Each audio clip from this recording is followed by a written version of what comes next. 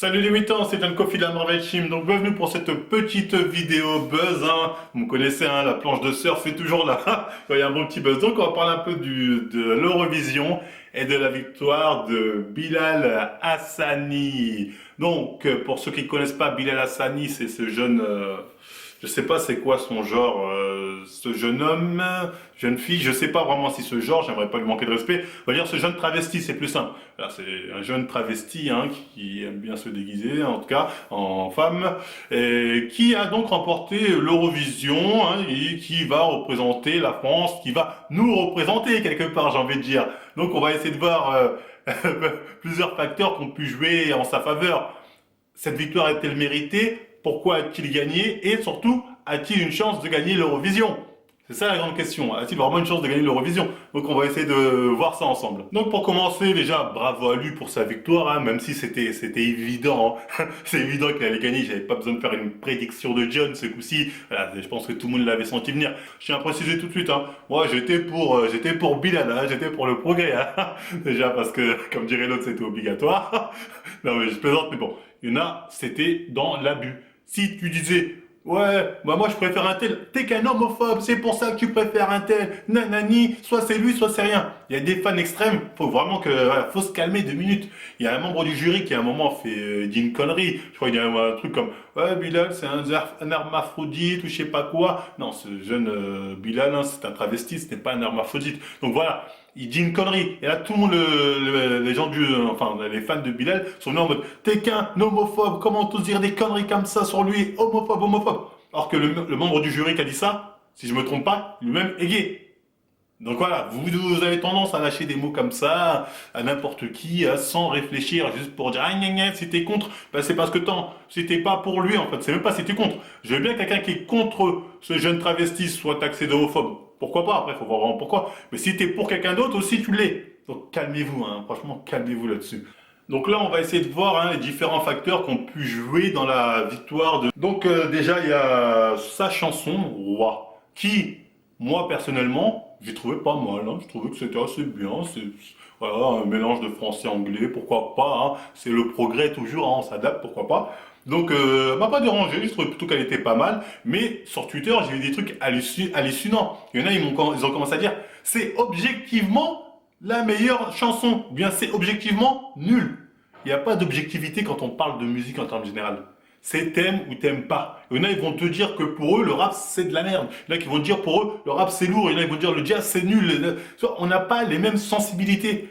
Donc, quand on dit c'est bien ou c'est pas bien, faut savoir dire pourquoi. Après, je veux bien que quelqu'un dise, non, la musique, la chanson Roi de Bilal, j'ai bien aimé parce que, voilà, il parle de ci, de ça me touche. Il y en a, ils vont dire, ouais, mais moi, ça, j'en ai rien à cirer, ça me touche pas, j'aime pas. Tu vois, c'est donc dire objectivement c'était la meilleure chanson, objectivement non, c'était nul, c'est un argument bidon. On n'a pas les mêmes sensibilités. Donc, c'est pas ça qui fait la différence. J'espère avoir été clair, c'est pas sa chanson Roi qui a fait qu'il a gagné, même si certains l'ont trouvé vraiment très très très belle. C'est pas ça. Et c'est pas non plus sa voix. Je dis pas, Bilal, je trouve qu'il chante très bien là-dessus, rien à dire. Mais voilà, c'est pas non plus, comment ça s'appelait l'autre, Whitney Houston ou je ne sais quoi. Et c'était pas la personne qui avait la meilleure voix parmi les personnes qui étaient présentées non plus. Donc c'est pas ces facteurs-là qui ont vraiment pu jouer, je pense, que ce soit au niveau du public à décider ou au niveau du jury même. Enfin, c'était pas le meilleur chanteur là-dessus, faut être clair. Et ça, on peut au moins se rendre compte de quelqu'un qui sait chanter, que c'est pas chanter, et quelqu'un qui sait très très bien chanter et quelqu'un qui chante bien. Ça, on peut faire la différence. Et c'était pas le meilleur en termes de timbre de voix, on va dire. D'ailleurs, ensuite, pourquoi il a gagné? Là, on va pouvoir entamer directement. Dans ce cas-là, s'il n'avait pas la meilleure chanson ni la meilleure voix. Bah, d'ailleurs, faut commencer par regarder les choix du jury. Faut savoir que le jury l'a mis sur 8 personnes à la 7e place. Donc la question, c'est pourquoi ce choix? Pourquoi l'avoir mis à la 7e place? Déjà, il faut savoir que ce jeune, on va dire Bilal Hassani, est très jeune. Il a 17 ou 18 ans. Et j'avais vu 2-3 personnes du jury dire, il chante très bien, il a une grosse marge de progression, il peut encore faire mieux. Mais il sait pas encore ça. On peut comprendre, le mec est encore au lycée, tu vois, donc tu te dis, il y en a, ça fait des années, s'exerce, la voix, voilà, lui, au lycée, Eurovision. Donc, je peux comprendre que les membres du jury se sont dit c'est trop tôt. À part si c'est un génie, dans ce cas-là, ça veut dire que ceux qui me disent, non, il méritait, il avait la meilleure, dans ce cas-là, c'est un génie, c'est un génie. Moi, je connais personne qui a 18 ans, comme ça, va représenter la France, ou je sais pas qui, t'as la voix extraordinaire, on n'a jamais vu ça. Non, comme je dis, il n'a pas une voix extraordinaire. Enfin bref, en tout cas, le jury l'a mis 7e sur 8 personnes, avec la plupart du temps des encouragements, dans le sens où tu peux progresser, tu peux encore progresser, voilà, ça se voit que tu n'es pas encore bien à l'aise sur scène, ça va venir avec le temps, t'inquiète pas, je sais pas quoi. Donc voilà, c'était plein d'encouragements, ça allait dans un bon sens, dans le sens où, voilà, on va t'aider, même si certaines personnes auraient pu penser que le jury, voilà, aurait joué sur le critère de ah c'est le progrès, votons pour le progrès. Non, pour le coup, le jury, je pense qu'il a voté pour vraiment pour les critères de chiant, ce qui leur plaît, ce qui leur plaît pas. Et comme j'ai dit, on n'a pas les mêmes sensibilités, donc voilà, ça a pu plaire à certains, pas à d'autres. Et il n'y a pas d'histoire de ah, ils sont homophobes, le jury, je sais pas quoi, faut arrêter ce délire. Hein. Clairement, faut arrêter ce délire. Donc là, si t'as pas vraiment suivi Eurovision, tu te poses la question.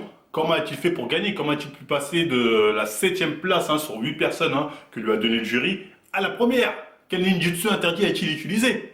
Donc voilà, tout simplement la réponse c'est son influence. Hein. Ce jeune a une grosse influence sur les réseaux sociaux notamment, que ce soit sur YouTube, sur Twitter, sur Instagram. Il est suivi vraiment par des milliers de personnes. Hein. C'est pas Marvel Fitness et ses 80 000 pauvres abonnés. Non, il en a vraiment pas mal, hein, il a vraiment beaucoup d'abonnés. Il a fait tout simplement, comme beaucoup d'influenceurs auraient fait, tenez, votez pour moi. Les gens ont suivi.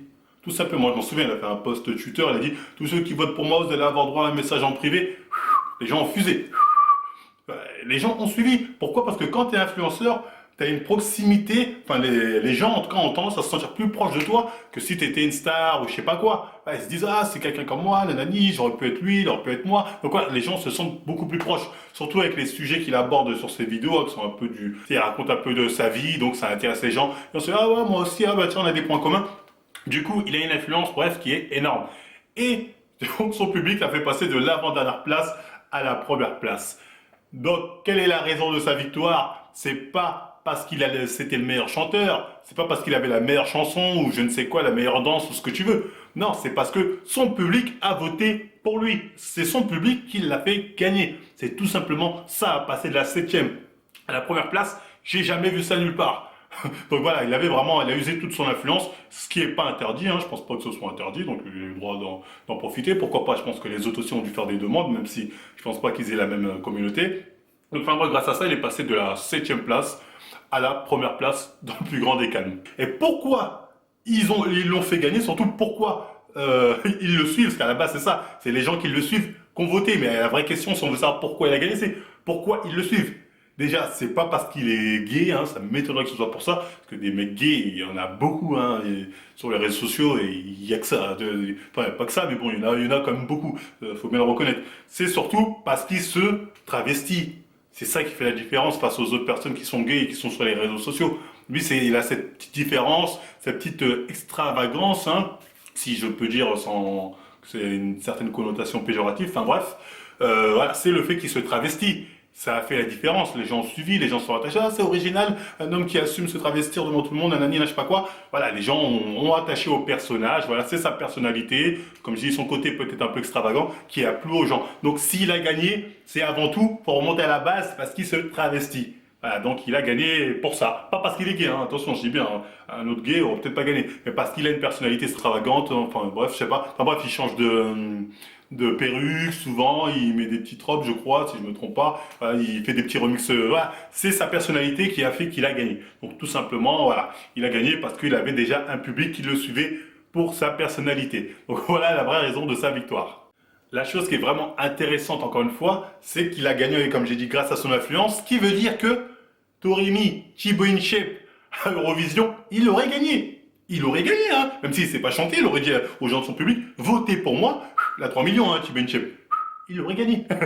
Pour vous dire que maintenant, l'influence a fait une grosse différence.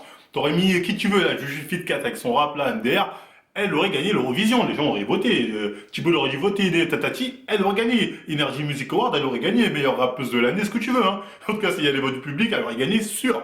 Donc à partir du moment où c'est sujet au vote du public, il y a quelqu'un qui a une grosse influence derrière, la personne a d'énormes chances de gagner. Demain, des Squeezie, des Cyprien, bon déjà Eurovision, ils gagnent direct, même s'ils ne savent pas chanter. Et surtout, ils peuvent se présenter au présidentiel, ils auront de fortes chances de gagner. Hein. Les gens vont voter. Les gens vont dire, ah non, lui j'aime bien, il est sympa, si, moi je veux lui comme président. Ils vont voter pour eux. Parce qu'ils ont une influence. Les gens sont capables de voter pour eux. C'est pas capable, ils vont le faire. Donc là-dessus, il faut être clair. Quand tu as une influence, tu peux vraiment avoir, on va dire, un peu une maîtrise, on va dire, une mainmise sur les actions des gens. C'est pas pour ça que c'est pas pour rien qu'on dit influenceur, tu vois. C'est pas pour rien ce mot-là. Donc pour vous dire que voilà, quand tu as l'influence, tu as vraiment un pouvoir, on va dire plus ou moins de persuasion sur les gens. D'ailleurs, c'est pour ça qu'on voit de plus en plus de politiques qui vont sur YouTube parce qu'ils ont compris qu'il y avait cette proximité entre les YouTubeurs et ceux qui regardent les vidéos. Donc ils ont envie comment dire, de s'approprier. Donc voilà, pour ça qu'on voit de plus en plus faire la passerelle. Mais bientôt, ce sera l'inverse, hein. Vous allez voir des YouTubeurs qui vont profiter de leur influence pour justement faire de la politique, hein. Ça va venir, on voit déjà quelques cas là. Maintenant, on va voir si ce jeune Bilal Hassani, on va dire, hein, je pense que c'est plus simple, a vraiment des chances, hein, de remporter l'Eurovision en représentant la France. Hein. Tous les pays vont voir qui nous représente. Cool. Allez, Bilal, gagne. Je vais sortir. Non, plus sérieusement, donc, a-t-il des chances de gagner l'Eurovision? Bah honnêtement, j'ai envie de dire très peu. Comme j'ai dit, sa chanson, bah, ok, il a mis de l'anglais pour que les gens puissent comprendre, mais c'est pas non plus un truc de ouf. Après, ça dépend de la sensibilité des gens. Et surtout, sa voix, c'est pas extraordinaire, comme j'ai dit, hein. C'est pas Whitney Houston, c'est pas Shakira, je sais pas, c'est pas, voilà, enfin, je prends des exemples de femmes, je sais pas pourquoi, enfin bref, faut oublier ça. Voilà, il a pas une voix extraordinaire où tu dis, ah ouais, merde, ah ouais, il chante de ouf. Non, tu dis, ah oui, il chante bien. Bah, honnêtement, il chante très bien, mais c'est pas un truc qui te met une claque, qui te réveille, waouh, la voix de dingue. Donc, c'est pour ça que je pense pas qu'il ait vraiment de grosses chances de gagner. Après, est-ce que son look, un peu, on va dire, unique, un peu spécial, hein, on va dire ça, son look spécial lui permettrait de gagner? Certains pensent que oui. Moi, je pense que non.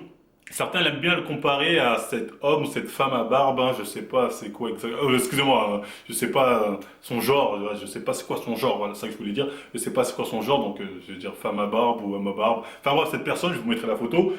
Certains se disent oui, si cette personne a gagné, donc lui aussi devrait gagner parce qu'il y a des similitudes de style ou je ne sais quoi. Non, certes, cette personne a un style assez spécial, hein, faut bien le reconnaître, mais clairement, cette personne-là à barbe, chante super méga bien.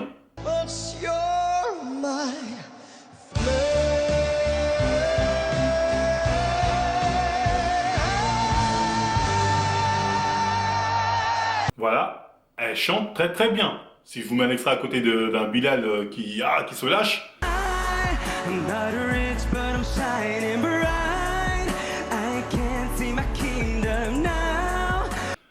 Voilà, c'est pas, il n'y a pas match, il n'y a pas match. Donc cette personne, certes, avait un look qui a dû faire la différence, peut-être plaire au jury aussi, mais il avait une super voix. Alors que ce jeune Bilal Hassani, il a certes un look, voilà, qui est très particulier, mais en termes de chant, c'est pas ouf. Et sa musique non plus n'est pas ouf. Donc clairement, je pense pas, peut-être un top 10, hein, si le style plaît vraiment, ou un top 5, mais même si tous les Français qui suivent Bilal pouvaient voter ou votent pour lui, les autres pays aussi, hein, qui vont nous voir comme j'ai dit. Donc je pense pas qu'il gagnera, ça c'est sûr. Peut-être pour le plaisir, un top 5, peut-être. Donc voilà, c'était mon avis sur le sujet. Hein. Bah, j'espère que j'ai été clair, hein, que cette vidéo vous a plu. Hein. Encore une fois, félicitations à Bilal Hassani pour sa victoire. Hein. Bah, j'espère qu'il ira loin. Bon, je suis pour le progrès, parce que c'est ça en vrai. On va où? On va que vers le progrès. Comme j'ai dit, moi dans les années 80-90, quand j'étais petit, c'était impensable qu'un jeune homme de base se déguise, se travestit et représente la France. Ça, c'était digne d'un sketch de Gad Elmaleh, de Coco, je ne sais quoi. C'était un sketch. Donc voilà, c'est le progrès, voilà. C'est, qu'on le veuille ou non, c'est ce qu'on est amené à découvrir. Hein. C'est la progression de l'homme, d'après ce que j'ai pu comprendre. Enfin, progression de l'homme, la progression dans la manière de penser, de voir les choses. Donc voilà, on va vers ça, qu'on le veuille ou non. On doit l'accepter, qu'on le veuille ou non. Donc voilà, acceptez-le et soutenez-le. Même si je pense pas qu'il va gagner. Donc voilà, c'était tout. Hein. Moi, bon, je dis soutenez-le. Moi, je regarde pas Eurovision. Je fais ça parce que j'ai vu une grosse vague. Là, j'en ai rien à cirer, en vrai. Je vous dis clairement. Donc voilà, si ça vous a plu, on like, on partage, on s'abonne. Et moi, je vous dis à la prochaine émission. Non, plus jamais ça. Je t'envoie l'amour, à chaque instant et chaque jour, de l'amour.